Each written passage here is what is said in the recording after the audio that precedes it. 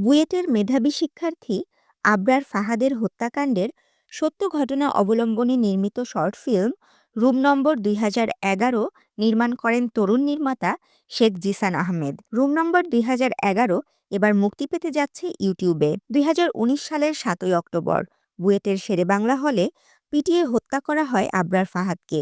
এরপর ছাত্রলীগের নির্মমতার শিকার আবরার ফাহাদ হয়ে ওঠেন প্রতিবাদের প্রতীক। আবরার হত্যাকাণ্ডের এই করুণ মৃত্যুতে ভেসে ওঠে ছাত্র রাজনীতির পৈশাচিকতা, আর এটাকে কেন্দ্র করেই নির্মিত হয়েছে শর্ট ফিল্মটি ইতোমধ্যে যুক্তরাষ্ট্রে প্রদর্শিত হয়েছে।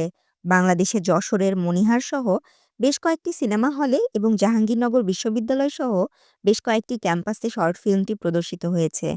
এবার বাংলাদেশের দর্শকদের কথা চিন্তা করে শর্ট ফিল্মটি ইউটিউবে মুক্তি দেওয়ার কথা জানালো প্রযোজক প্রতিষ্ঠান একটি ফুল। এ বিষয়ে পরিচালক শেখ জিসান আহমেদ বলেন, দর্শকরা আমাদের কাছে মৌলিক কাজ প্রত্যাশা করে। সেই প্রত্যাশা থেকেই আমরা রুম নম্বর ২০১১ নির্মাণ করেছি। আশা করি এটি দর্শকদের আকৃষ্ট করবে। তাশরিফা তৃষা, তরঙ্গ টিভি।